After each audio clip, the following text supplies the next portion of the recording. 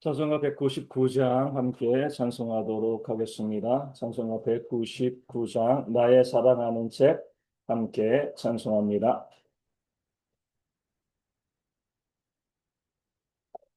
찬송가 199장 나의 사랑하는 책 함께 찬송하도록 하겠습니다. 나의 사랑하는 책 비록 깨어졌으나 어머니의 무릎 위에 앉아서 재미있게 듣던 말 그때 일을 지금도 내가 잊지 않고 기억합니다. 귀하고 귀하다 우리 어머니가 들려주시던 재미있게 듣던 말이 책 중에 있으니 이 성경심이 사랑합니다. 옛날 용맹스럽던 다니엘의 경험과 유대 임금 다윗 왕의 역사와 주의 선지 엘리야 바람 타고 하늘에 올라가던 이를 기억합니다. 귀하고 귀하다 우리 어머니가 들려주시던 재미있게 듣던 말 그 중에 있으니 이 성경심이 사랑합니다. 예수 세상 계실 때 많은 고난 당하고 십자가에 달려 죽임 당하니 어머니가 읽으며 눈물 많이 흘린 것 지금까지 내가 기억합니다. 귀하고 귀하다 우리 어머니가 들려주시던 재미있게 듣던 말이 책 중에 있으니 이 성경심이 사랑합니다. 그때 일은 지나고 나의 눈에 환하오 어머니의 말씀 기억하면서 나도 시시때때로 성경 말씀 읽으며 주의 뜻을 따라 살려 합니다. 귀하고 귀하다 우리 어머니가 들려주시던 재미있게 듣던 말이 책 중에 있으니 이 성경심이 사랑합니다. 아멘. 네. 사도신경으로 우리의 신앙을 함께 고백하겠습니다. 나는 전능하신 아버지 하나님 천지의 창조주를 믿습니다. 나는 그의 유일하신 아들 우리 주 예수 그리스도를 믿습니다. 그는 성령으로 잉태되어 동정녀 마리아에게서 나시고 본디오 빌라도에게 고난을 받아 십자가에 못 박혀 죽으시고 장사된 지 사흘 만에 죽은 자 가운데서 다시 살아나셨으며 하늘에 오르시어 전능하신 아버지 하나님 우편에 앉아 계시다가 거기로부터 살아있는 자와 죽은 자를 심판하러 오십니다. 나는 성령을 믿으며 거룩한 공교회와 성도의 교제와 죄를 용서받는 것과 몸의 부활과 영생을 믿습니다. 아멘. 마가복음 3장 7절에서 19절까지의 말씀을 함께 보겠습니다. 마가복음 3장 7절에서 19절까지의 말씀입니다. 마가복음 3장 7절에서 19절까지 제가 말씀을 읽어 드리겠습니다. 예수께서 제자들과 함께 바다로 물러가시니 갈릴리에서 큰 무리가 따르며 유대와 예루살렘과 이두메와 요단강 건너편과 또 두로와 시돈 근처에서 많은 무리가 그가 하신 큰 일을 듣고 나아오는지라. 예수께서 무리가 에워싸 미는 것을 피하기 위하여 작은 배를 대기하도록 제자들에게 명하셨으니 이는 많은 사람을 고치셨으므로 병으로 고생하는 자들이 예수를 만지고자 하여 몰려왔음이더라. 더러운 귀신들도 어느 때든지 예수를 보면 그 앞에 엎드려 부르짖어 이르되 당신은 하나님의 아들이니이다 하고 하니 예수께서 자기를 나타내지 말라고 많이 경고하시니라. 또 산에 오르사 자기가 원하는 자들을 부르시니 나아온지라. 이에 열두를 세우셨으니 이는 자기와 함께 있게 하시고 또 보내사 전도도 하며 귀신을 내쫓는 권능도 가지게 하려 하심이라라. 이 열두를 세우셨으니 시몬에게는 베드로란 이름을 더하셨고 또 세베대의 아들 야고보와 야고보의 형제 요한이니 이 둘에게는 보아너게 곧 우레의 아들이란 이름을 더하셨으며 또 안드레와 빌립과 바돌로메와 마테와 도마와 알페오의 아들 야고보와 이 다데와 가나나인 시몬이며 또 가롯 유다니 이는 예수를 판 자더라. 아멘. 네. 오늘 말씀은 제자로 부르시고 또 사명을 맡기시는 하나님의 모습을 우리 가운데 보여주고 있습니다.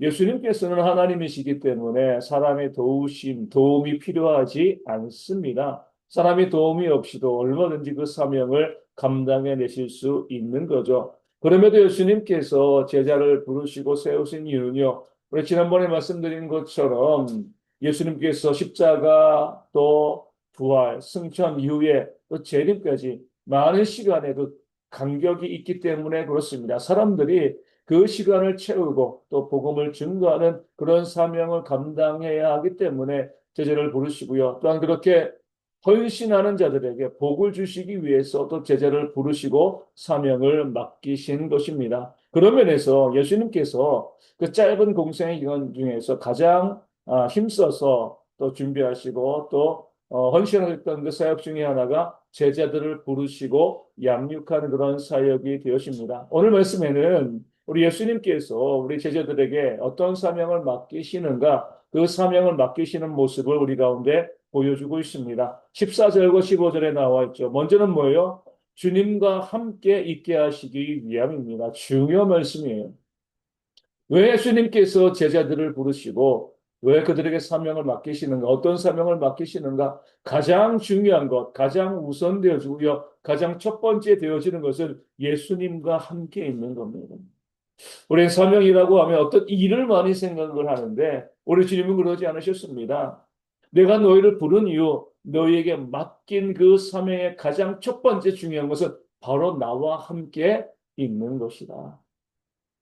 이것이 우리를 부르시고 맡기신 사명, 그 기본적인 사명이 되어지는 겁니다. 아무리 능력이 있는 사람이라 할지라도요, 예수님과 함께하지 아니하면 아무것도 행할 수 없습니다.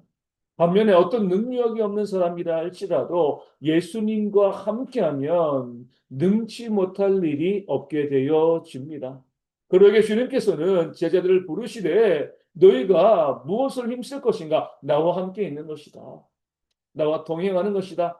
나와 교제하는 것이다. 이것이 너희가 감당해야 될 가장 중요하고 기본적인 사명이다. 이것을 먼저 말씀하고 알려주신 거죠. 오늘 우리도 마찬가지입니다. 우리 예수님의 제자가 되어진다는 것, 어떤 능력을 행하고요. 어떤 일을 행하는 것, 물론 그래야 되지만 그것은요, 두 번째, 세 번째 문제가 되어지는 겁니다. 우리 예수님께서 우리 가운데 원하시는 우리 모두에게 맡기신 제자들에게 맡기신 가장 중요한 사명은요. 주님과 함께 있는 겁니다. 주님과 교제하는 거죠. 말씀의 자리와 기도의 자리와 예배의 자리에 내가 서 있는 겁니다. 그 주님과 함께 할 때에 우리 주님께서 우리를 통해서 하나님의 놀라운 역사를 만들어 내시는 거죠. 사람들이 오해하는 것은 주님과 함께하는 것보다 뭘 더 좋아요? 능력을 행하는 것, 어떤 하나님의 역사를 먼저 생각을 합니다. 그러니까 하나님의 역사를 경험하지 못하고요, 능력을 행하지 못하는 겁니다. 주님과 함께 있을 때 우리가 그 포도나무 가지로서 주님께 붙어 있을 때 능력을 행하는 건데 열매를 맺게 되어지는 건데 주님께 붙어 있지도 아니하면서 그 마른 가지에서 열매를 맺으려고 하니까 얼마나 어리석은 겁니까? 이런저런 사역과 헌신과 또 능력 이런 것에 대한 사모함보다는요. 내가 주님과 함께 있는 것, 주님 곁에 있는 것, 주님과 동행하는 것 이것이 우리 가운데 가장 중요한 것임을 깨달아 알고요. 우리의 사명이 주님과 함께 있는 것이다.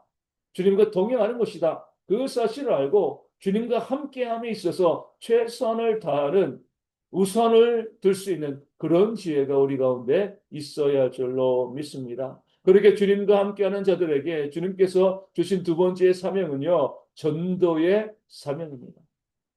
주님과 함께하는 자들이기 때문에 전도할 수 있는 겁니다. 전도는 다른 게 아니죠. 너희들도 주님과 함께하자 이거예요.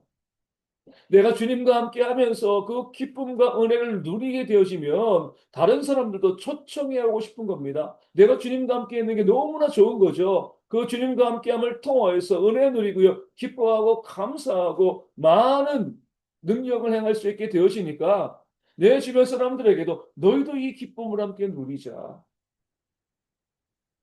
좋은 식당이 있으면 우리 초청하잖아요. 우리 함께 가보자. 이렇게 이야기하잖아요. 좋은 모임이 있으면 이 모임이 너무 좋으니까 너희도 함께 같이 오자. 이게 초대하는 거잖아요. 이게 전도하는 겁니다. 우리 주님과 그들을 함께 있게 만드는 것이죠. 어떤 뭐 전도 실적, 전도 성과 이런 것이 아닙니다. 내가 주님과 함께 있는 삶의 기쁨을 누리는 사람들이요. 진짜 전도할 수 있는 겁니다. 복음을 증거할 수 있는 거예요. 너희도 주님과 함께 하면서 그 주님이 주시는 풍성한 은혜를 누렸으면 좋겠다. 초대하는 거죠.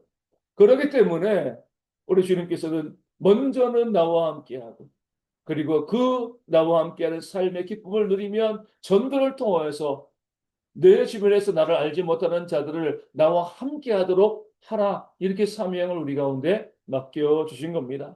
그러므로 주님과 함께하는 그런 제자들은요. 주님과 함께 있는 삶의 기쁨을 누리는 사람들은 자연스럽게 전도를 하게 되어 있는 겁니다. 세 번째 사명은요, 귀신을 쫓아내는 그런 권능을 행하시게 하는 그런 주님의 그 모습입니다. 우리 가운데 그런 사명을 주시고 제자로 부르신 겁니다. 주님과 함께 있는 자들이기 때문에 우리가 주님과 함께 하는 거잖아요.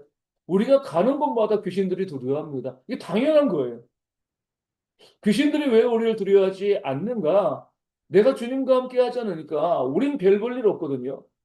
주님과 함께하지 않은 자들은 귀신의 공략 대상이죠. 귀신이 무서워할 리가 없습니다. 귀신을 쫓아내는 것은요, 어떤 특정한 뭐 축사의 그런 은사를 가진 사람만이 할 수 있다. 이렇게 보시는 것이 아닙니다. 모든 믿는 사람들은 주님과 함께하는 사람들은요, 귀신에 얽매여 있는 사람들, 그 세상의 물질적인 그런 영에 얽매여 있는 사람들을 자유하게 하는 그런 사명을 감당해 내야 하는 겁니다. 오직 하나님께서 하나님의 영이 그들 가운데 임하게 되었을 때에 그 귀신과 세상에 매여 있는 자들이 자유를 누리게 되어지는 거죠. 이것이 바로 우리가 감당해야 될 그런 사명이 되어지는 겁니다. 이 사명도요, 주님과 함께 있을 때 주님께서 행하시는 거거든요. 내가 행하는 것이 아닙니다. 주님이 함께 가시기 때문에 귀신들이 무서워 떨면서 도망치는 그런 역사가 일어나게 되어지는 거죠. 그런 사명을 우리가 감당해야 할 줄로 믿습니다. 늘 주님과 함께 하고요. 그 자리에 초대하는 전도를 할 수 있도록 또 우리가 가서 세상의 영들, 귀신과 악한 영들에게 그런 물질적인 것 가운데 매여 있는 자들에게 자유를 선포할 수 있는, 자유를 줄 수 있는 그런 사명을 감당하시는 그런 우리 모두가 되어지시기를 소망합니다. 오늘 본문에서 우리가 주목해야 될 구절은 12절에 나온 예수께서 자기를 나타내지 말라고 많이 경고하시니라 이런 말씀입니다. 귀신을 쫓아내고 병자를 고치시니까 그 당시의 사람들도 그런 예수님만 바라보고 있었습니다. 귀신을 쫓아내주기를 바라고요. 내 병이 낫기를 바라는 거죠. 물론 그래야죠. 그런데 정말 예수님께서 이 땅 가운데 오신 그런 주된 목적은요. 우리의 죄를 대속하기 위해서 십자가를 주시고 또 3일 만에 부활하셔서 영생의 소망을 주시고 또 재림, 승천하심을 통해서 다시금 재림을 기다리게 하시는 이것이 바로 주님께서 오신 가장 중요한 사역의 목적과 내용이 되었습니다. 예수님께서는 사람들이 어떤 병고침과 귀신 쫓아냄 이것이 아니라 주님의 십자가와 부활과 재림을 바라보시기를 원했습니다. 이것이 바로 복음이죠. 이런 복음적인 삶을 살 때 귀신도 쫓아내지고요. 병도 나음받게 되어지는 겁니다. 계속 말씀드리지만 순서가 중요한 거예요. 먼저 복음이 있으면 그 복음 가운데 하나님의 능력이 나타나는 거죠. 근데 사람들은 보이는 것에 약하기 때문에 복음보다는 어때요? 그 능력만을 바라보면서 기적만을 바라보면서 악하고 음란한 세대가 표적을 구한다. 주님 말씀하신 것처럼 그 능력과 기적만을 보기를 원하십니다. 먼저 그의 나라와 의를 구하면 자연스럽게 따라오는 것이 능력과 기적인데 죄의 나라와 의를 구하지도 아니하면서 그 능력과 기적만을 바라보니까 주님께서 자기를 나타내지 말라고 많이 경고하신 거예요. 그 능력 있는 모습을 사람들에게 계속 강조하게 되어지면 장사치가 되어지는 겁니다. 장사꾼이 되어지는 거죠. 복음에 관심이 없이 그런 쇼를 구경하러 오는 사람들이 가득 메워질 것이기 때문에 우리 주님께서는요, 그 병고침을 받고 귀신이 쫓겨남을 당한 자들에게 나타내지 말라라고 말씀하시고 하늘나라의 복음을 증거하시고요, 그의 삶으로 십자가와 부활을 보여주시는 그런 사역에 집중하셨습니다. 오늘 우리도 마찬가지입니다. 기적을 경험하면서 병고침과 또 귀신 쫓겨남을 바라보면서 믿음 생활을 해야 되는 것은 맞습니다. 그런 능력을 우리가 볼 수 있어야죠. 그런데 중요한 것은 먼저는 복음이라는 거죠. 십자가와 부활과 재림을 바라보는 그런 삶 속에서 자연스럽게 하나님께서 부어주시는 그런 능력을 경험하는 그런 지혜가 우리 모두 가운데 있어야 할 줄로 믿습니다. 늘 순서를 뒤바꾸지 아니하고요. 바르게 하나님 말씀과 기도와 예배 가운데 있을 때에 능력도 나타나고요. 그 능력으로 더욱더 헌신하고 또 주님의 믿음을 온전히 세워가는 그런 대응의 모든 성도 되어지기를 주님의 이름으로 축원을 드립니다. 오늘 말씀을 가지고 함께 기도하기를 원합니다. 우린 제자입니다. 제자로서 늘 주님과 함께하기 위해서 애쓰고요. 전도하려고 애쓰고 그리고 세상에 얽매여 있는 귀신에 얽매여 있는 자들 자유하게 하는 그런 사명을 감당하는 우리가 될 수 있도록 기도하여 주시고 무엇보다도 우리가 먼저 복음 가운데 구할 수 있도록 먼저 하나님 나라와 의를 구함을 통하여서 자연스럽게 나타나는 하나님의 능력을 우리가 보여주는 그런 삶을 살아가는 모든 주의 백성 되어줄 수 있도록 기도하기를 원합니다. 또 날씨가 추워졌습니다. 우리 주일까지 또 추워진다고 하는데 주일을 잘 이겨낼 수 있는 우리 모든 성도들 될 수 있도록 특별히 어르신들과 우리 아이들과 국내에 있는 청년들의 건강과 안전을 위해서 기도하여 주시고요. 육신의 질병으로 힘들어하시는 모든 분들 가운데 우리 하나님의 회복의 놀라운 역사가 있도록 기도하여 주시되 우리 선교사님과 사모님의 건강을 기도하여 주시고요. 물질적으로 어려운 분들에게 하나님께서 물질의 은혜를 채워주시도록 기도하여 주시고 또 관계의 문제로 마음의 상처받은 분들에게도 하나님께서 놀라운 위로와 회복의 역사를 부어주시기를 또한 기도하기를 원합니다. 어제부터 이제 내일까지 연합청년 수련회가 진행되어지고 있습니다. 저에게서 5명의 청년들이 함께 참여했는데 가서 하나님 만나고 은혜 받는 귀한 시간 되어질 수 있도록 우리 청년들에서 기도해 주시고요. 건강하고 안전한 그런 수련회 되어질 수 있도록 또한 기도해 주시기를 바라겠습니다. 우리 교회와 선교지 교회와 작은 교회들의 부흥을 위하여서도 이 아침에 함께 기도하도록 하겠습니다. 주기도문 하시겠습니다. 하늘에 계신 우리 아버지, 아버지의 이름을 거룩하게 하시며 아버지의 나라가 오게 하시며 아버지의 뜻이 하늘에서와 같이 땅에서도 이루어지게 하소서. 오늘 우리에게 일용할 양식을 주시고 우리가 우리에게 잘못한 사람을 용서하여 준 것 같이 우리 죄를 용서하여 주시고 우리를 시험에 빠지지 않게 하시고 악에서 구하소서. 나라와 권능과 영광이 영원히 아버지의 것입니다. 아멘. 기도하겠습니다.